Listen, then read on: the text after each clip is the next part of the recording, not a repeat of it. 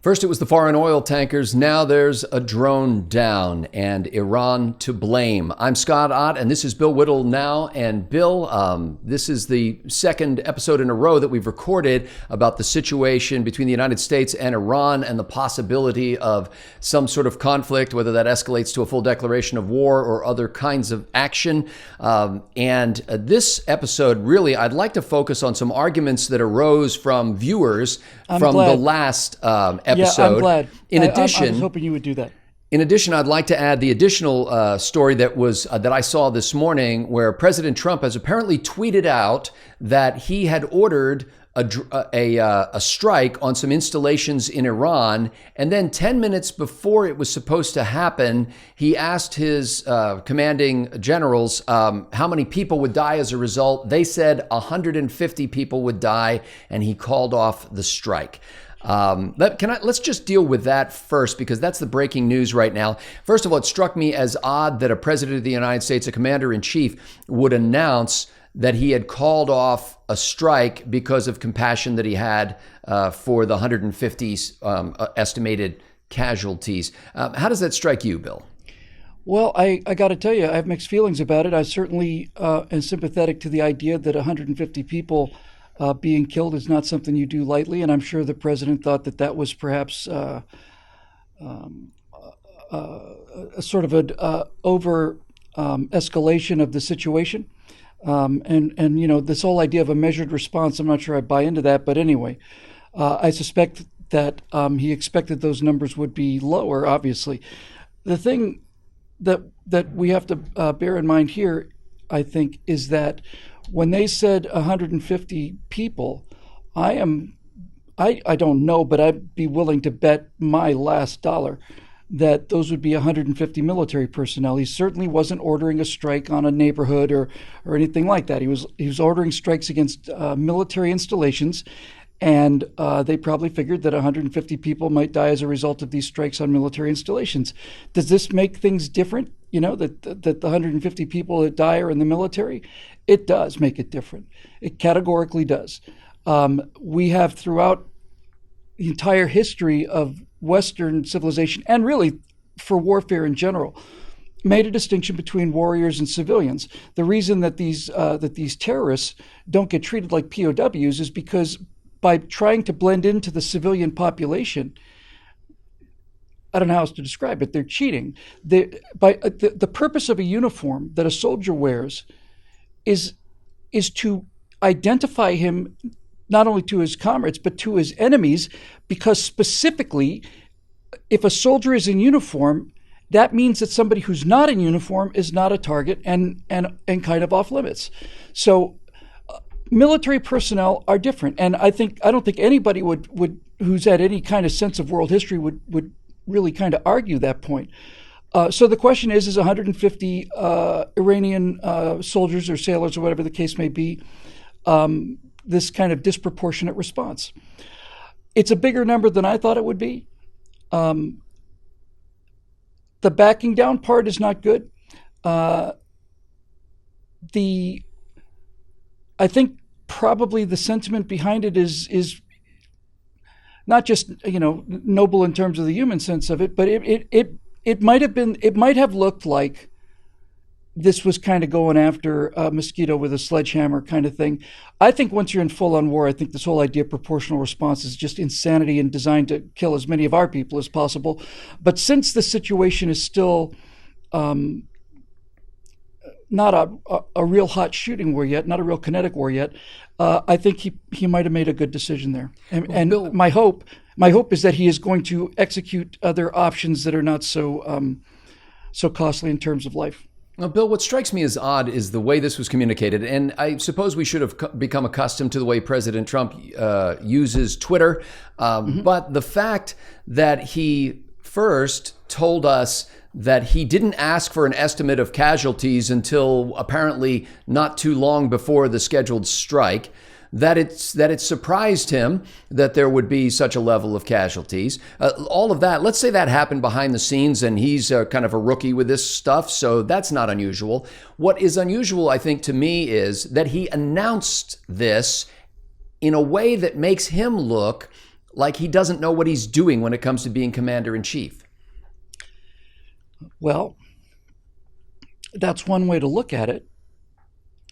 Another way to look at it is to look at it from the Iranian point of view, which is, oh crap, they were about to launch some strike on one of our installations, canceled at the last minute, and that would have been bloody. You could make the case that this is a way of sending a message to the Iranians that we're not fooling around. I think we've been doing enough message sending personally, and I think a lot is going to depend on whether or not a secondary strike package is prepared that doesn't cost so much in terms of human life. But a strike has to happen. If it doesn't happen now, then something else is going to happen, and the Iranians pulled a similar stunt by saying, "Look, we shot down the drone. The drone was accompanied by a plane that actually had a crew on board. We didn't shoot that down. We could have shot it down. We didn't." Were they in international airspace? I'm assuming they were. Well, I don't think at this point we need to argue about whether Iran's doing the right thing. The question is, with the rhetorical flourish of saying the same thing Trump said, well, we could have knocked out 3 of your installations, but that would have cost 150 lives. The Iranians turn around and say, we could have shot down the plane, but that would have cost lives. See how compassionate we are. Yeah, I don't remember if it was North Korea or Iran. They're pretty much the same kind of thing in terms of the kind of people that are running it. But I saw footage of, I actually think it was Iran. I saw footage of them destroying and sinking an American aircraft carrier. And it wasn't computer graphics either. Now, the fact that the USS Nimitz or whatever it was constructed out of plywood, towed out to sea, and then blown up with, special effects explosives is not the same as being able to say, oh, we could have gotten this carrier, but we decided not to. This is the kind of thing that is dangerous. And this is why action in this kind of case speaks louder than words. And needs to. Shooting down a drone, I think, is an act of war, but without question, shooting down an American airplane in over international waters in international airspace, or at least non-Iranian airspace, is without question an act of war. So once again, Scott, what this is a very measured thing, and it's not just something that the Iranian mullahs do. This is something that 4-year-old kids do when they're in the back of an SUV coming back from soccer practice. They start hitting their brothers or sisters, and they are trying to find out where the limit is, where mom will actually stop the car and do something other than say, knock it off back there. And that may sound trivial to you, but it's not. It is human nature. They are trying to find out where the limit is of what will generate an actual response that would hurt them enough to make them think about doing this in the future. And I suspect that's probably what's going on here. Okay, let's jump ahead, because I want to deal with some of the arguments that were raised. And frankly, Bill, I don't want to deal with this in the sense of you defending what you said. That's not the issue. These kind of arguments come up over and over again anytime there's talk of U.S. military intervention anywhere. Right. Okay, so first of all, I'd like to deal with two kind of related arguments, and that is that the strike against, whether it was mines or a missile or whatever happened off Iranian waters with the oil tankers that were flagged from other countries, that this is in fact not something that Iran actually did, but some sort of false flag attack designed to gin up war by some combination of belligerent neocons and the military-industrial complex that is after profits because they benefit from war. Do you think those are legitimate arguments? No, those people are insane. Let's move to the next argument. Anytime I hear the word false flag, I'm pretty sure we got a situation where we are dealing with people who have an emotional attachment to these nefarious motives that the world doesn't work that way. It just doesn't. It's too complex and it's too messy for these gigantic plans to unfold like chemtrails and all the rest of it. You know, this idea that we're poisoning the American people and the thousands of pilots or hundreds of thousands of pilots are involved with spraying poisons over the American people, and nobody says anything because they're threatened with death if they do. Now, for people who don't have full understanding, do not have basically the Gnostic insider knowledge about what these things are, can you explain, or what's your understanding of what they mean when they say a false flag attack? A false flag attack is false flag attacks have happened. Probably the most famous one, or certainly the one with the greatest consequences, was in the hours before Hitler invaded Poland in 1939. He had a group of, what he actually used was a group of prisoners, convicts. He dressed them in Polish uniforms and had them attack a German radio station. And they were all killed in the attempt. What actually happened was they were killed, taken to the site, and then shot. So Hitler was able to claim, look, these Polish commandos came over the border into Germany, attacked our radio station, and we simply just responded. Now, that is the definition of a false flag argument. It is falsely stating that the Polish flag was there, when in point of fact, there was no Polish flag on that location. It was a propaganda attempt to make the Poles look responsible for this war that Hitler was determined to start and that he was exclusively responsible for. So that's what a false flag is. And this idea that everything that happens in the world is the result of some underground nefarious plan, and now you can have the sheer enjoyment, I'm sure, in the comment section for this one, of speculating on whether it's the Jews, the Illuminati, maybe it's the Rothschilds, maybe it's this, maybe it's the Illuminati, maybe it's well, let's get to that, because it's the Jews really that come up most often, and essentially anytime there's any talk by the so-called neocons, which has been used as a euphemism, an anti-Semitic euphemism. But the suggestion is that the only reason the United States would go to war in the Middle East is because of those nefarious allies of ours in Israel. And it doesn't hurt that they happen to be Jews, so there's another reason to hate them. But they'll always say, well, it's not anti-Semitic. It's the nation of Israel, this war-loving nation. Between that, Bill, and the idea that there are a bunch of people out there who love the prophets of war, is Profit, prophets of war. How is it even possible to convince people who believe this way that they may be wrong? I think the chances are unlikely, because so much of the stuff that is just immediately evident is ignored by them. Let's start with war prophets. We have not, the weapons that we're using now, the JDAMs, these are bombs that are guided with a GPS unit on the back that flies the bomb down. Those bombs are Vietnam era surplus bombs. They're 2,000-pound bombs, 500-pound bombs from Vietnam.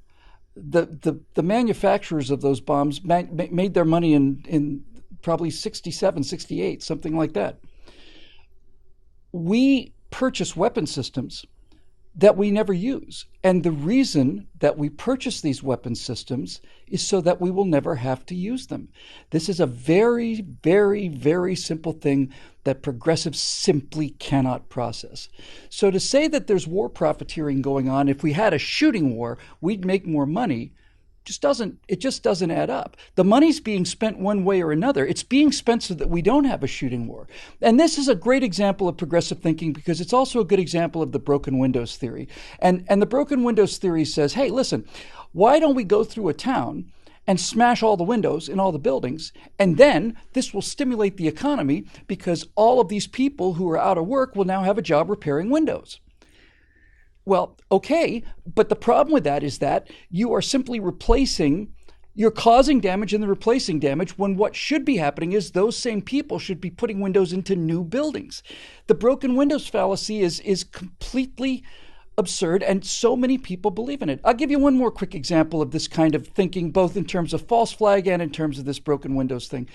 I don't know how many times we heard that the war in Iraq was a war for oil. And whatever happened in Iraq, let's just leave that aside for a second here.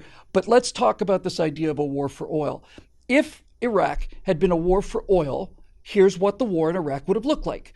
We wouldn't have gone anywhere near Basra. We wouldn't have got into Fallujah. We wouldn't have gone into Baghdad. We wouldn't have done any of that because there's no oil there.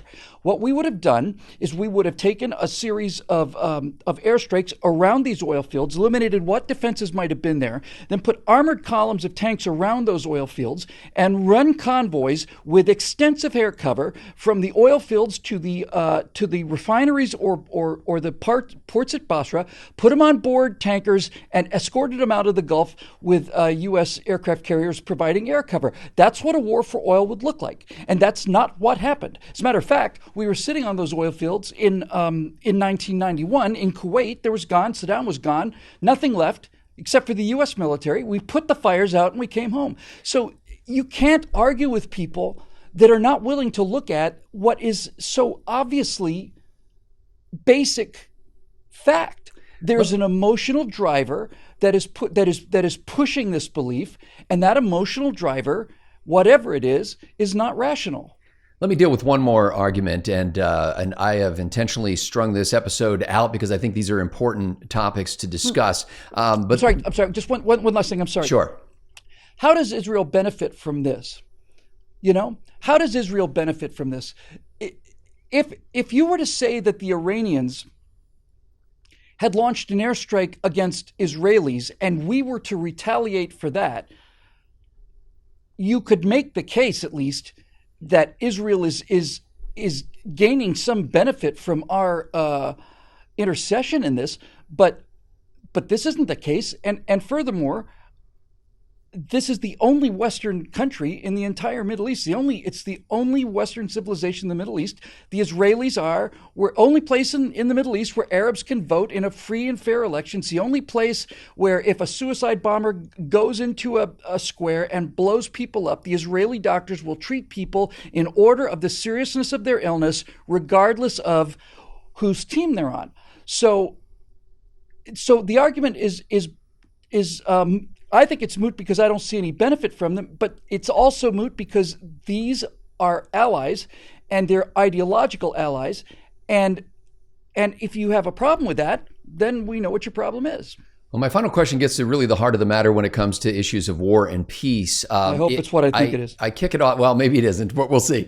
I kick it off with the MSNBC lead that I happened to hear on the TV the other day. I turned the TV on. The first thing I heard was, and I'm paraphrasing here, 1,000 American families have new reason to worry today.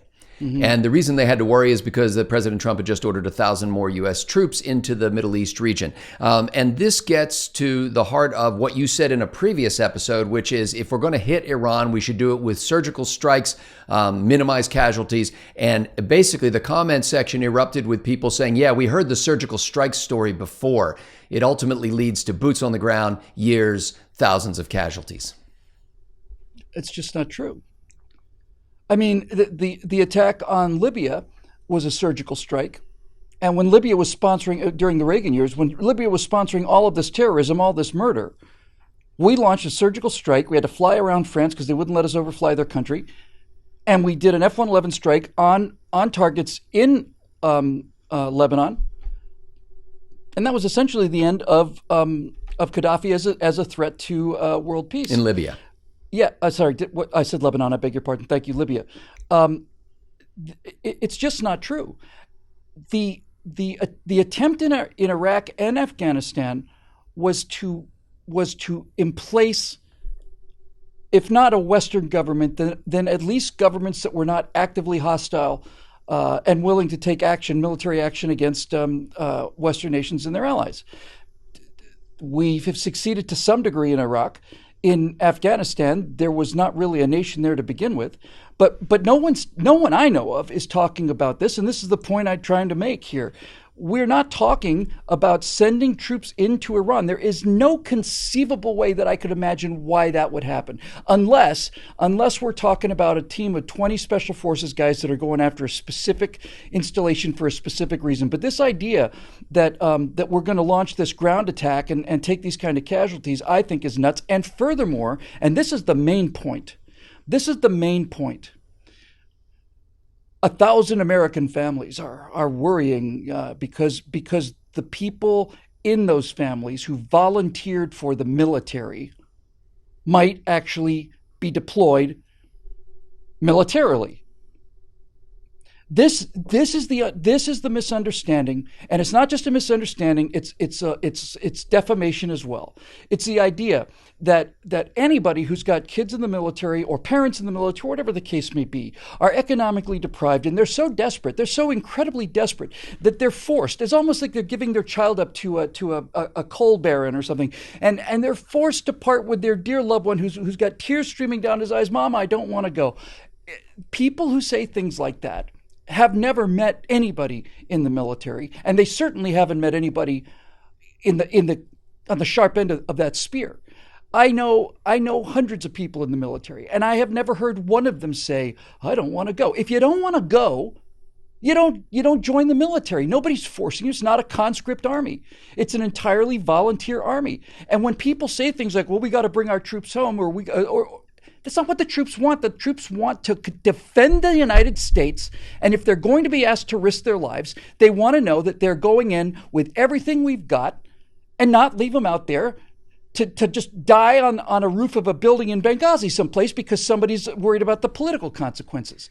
So we're not talking about boots on the ground operation, number one. And number two, this idea that the troops, all they do is just sit around in abject terror, or their families for that matter. Oh God, no! I signed up to be a ranger, and now they're actually sending me to war. What? Please take your personal cowardice and keep it to yourself. And speaking of personal cowardice, one of these comments that came up a bunch, I saw this in a lot of places, is, "Well, if you think we want war so much, why don't you just go over there and grab a rifle and fight?" First of all, I am fully prepared to do that. I have been my entire life. And I've tried to be in the military a couple times, but this is absolutely beside the point. 100% beside the point. It is a personal attack to the degree that what they're trying to do is to make you sound like a coward for arguing a political historical action, when in fact what they're doing is saying the exact same thing as me saying, "You're talking about more money for schools? Yeah. Are you a teacher? No. Well, then shut up. You don't get to talk about schools if you're not a teacher." And I also heard you talking about the environment. Are you a scientist? No. Do you run a factory? No. Then you don't get to talk about global warming. If you want to do something about global warming, go out and get a degree and do something yourself. This kind of argument, this chicken hawk argument, this keyboard commander argument, is the one that the left uses because, and this is really simple. So let me make this crystal clear for our progressive friends who came to that last episode and are coming to this one. When you say that people who believe that a strong military presence and a strong military response is the best way to maintain the peace, when you accuse those people of cowardice, what you're doing is you're projecting your own cowardice onto us. The people who are fans of this particular group in our website, the fans of BillWhittle.com and the work we do here, has an extraordinarily high percentage of veterans, enormously high percentage of veterans. And this idea that you know what the soldiers are going through, what the soldiers are thinking, and furthermore, that your personal cowardice about all of this applies to everybody, is not something that I'm particularly willing to entertain. I'm sorry, you're wrong. The whole reason I said we needed to strike Iran was to prevent a war with Iran. But this is something that progressives cannot understand because they're Bill, cowards. Several times now you've used the term progressives, and I just want to clarify because a lot of the comments I saw on YouTube especially were from people who I'm sure would consider themselves supporters of President Trump, many of them either conservative, Republican, or libertarian. So it's not monolithically progressive. And in fact, what struck me is the synchronicity between those people and what I was hearing on MSNBC. Essentially, it's the same story coming out of these non-interventionist, anti-neocon people who consider themselves to the right as it is coming from the progressive left. I don't think that the people who are coming at this from the right, what they're upset about, what they're angry about, and what they're concerned about is what they should be concerned about. And that is getting involved in a ground war in the Middle East again. And I that was so far off of any particular possible response or set of responses, or even in a full-blown war.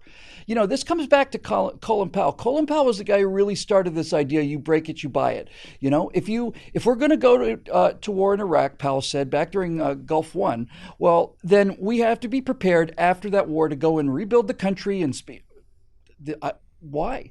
No. Look, I don't know how hard it's going to be for people to get this through their heads. We are not talking about starting a war with Iran. We are talking about responding to a war that started in 1979 and has never let up, ever. And it's never stopped because it has never been in the interests of the Iranians to stop. They've always had motivation and incentive to go on with it. They got a pallet of $800 million from Barack Obama. And until they understand that the consequences of sinking ships in international waters is worse than what they get out of it, then this is going to continue and it's going to escalate. How hard is this to understand?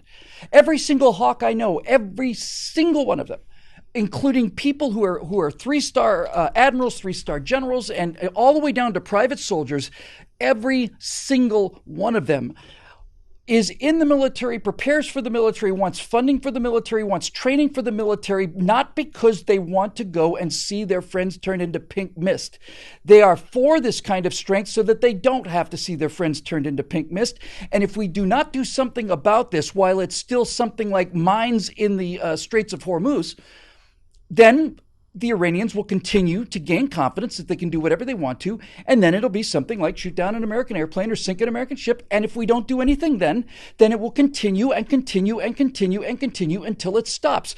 And if you don't understand this, I would recommend that you go to Wikipedia and look up a subject called World War II. You may have heard of it. If you look at World War II, you will see the textbook example of what happens when you assume that a person who is a dictator and a thug who cares nothing about their own people, the kind of Iranians that shoot down innocent protesters with snipers in the streets. When you look at what happened in World War II, and the same thing all throughout history, when you look at what happened is, well, we don't want to go to war with Germany. And Hitler knows it. And since Hitler knows that they don't want to go to war with Germany, he does more and more and more. And every time he does something more, he is kind of keeping his cool, but the generals are going, my God, he's going to get us all killed. No, he got away with it because Hitler understood the power of cowardice when I say cowardice, I'm talking about moral cowardice, the reluctance of people to want to go to war. You should be reluctant to want to go to war. But look, This is not hyperbole. This is actual data, conversations spoken at OKW, Oberkommando der Wehrmacht. This is the German High Command talking to each other about Hitler going into the Rhineland in 1935. They said if they had encountered any resistance, they would have overridden Hitler, pulled those troops back, and had a coup and deposed him and probably shot him in 1935. And when they say any resistance, what they meant was if there was a French gendarme standing on that bridge with a club and stood his ground, they would have turned around and gone home. They were amazed that they got away with it. And as Hitler got away with more and more and more, the generals became less and less amazed and more convinced that this guy Hitler's a genius. He understands human nature. I'm sorry if you're not willing to read the history or spend the time necessary to do it. And I also understand that you, like every other person like you, human history goes all the way back to written history. People like you think that people are different now, that human beings have changed, that this is no longer the way things are. Our country is a much kinder place than it used to be. It is a much more tolerant place than it used to be. But we're not the problem. We're not sinking ships randomly for the hell of it. We're not doing any of that stuff. So, when you see this coexist thing, coexist bumper sticker is a message from a person of a extremely sophisticated, trust-based, highly restrained culture, telling other members of the same culture that war is bad. Well, no kidding. But we're not the ones we're not the ones who've been at war since 1979. Those are the guys who need to get the message. And I wish human nature was different, but it's not. If you're willing to shoot a young woman down in the streets, among many, if you're willing to have a sniper take out a beautiful young woman because she dares speak up against your regime, then you're not the same kind of person that we are. And you need to be dealt with appropriately. If you want to turn your own country into a living hellhole, I guess there's not much we can do about that. But When you start doing things like blowing up ships that are in international waters, shooting down drones that are in international airspace, we need to make it clear to you savages in a way that you will understand that this is not something you're going to get away with for free and be rewarded for. Not anymore. Explaining conservative principles in the light of history and human nature 5 times a week. Bill Whittle now brings you Bill's reaction to the news of the day, founded on the bedrock of what we believe. If you're the kind of person who enjoys this kind of programming and a lengthy discussion about these deep issues, and frankly, the engagement with the arguments of his opponents in real time practically, then perhaps you need to be one of the people who supports this effort at BillWhittle.com. You can go to BillWhittle.com and click that Become a Member link, and you will find there a group of not just like-minded people, but people who are they're like-minded in the sense that they like to think, that they like to conduct dialogue in a civil way, that they like to bring... And a lot of people don't agree with me on these things, and so we talk about it. And sometimes people will make a compelling argument, and I'll change my mind. Well, we invite you to become part of that group of people making those compelling arguments. The most frequent response that I give to people who write us and say, hey, I've got this idea, it's in contrast to something Bill said, I say, why don't you post that to the member blog at BillWhittle.com? And they do. And we invite you to become one of those people. So for Bill Whittle, I'm Scott Ott. Thanks to the members at BillWhittle.com for making this possible.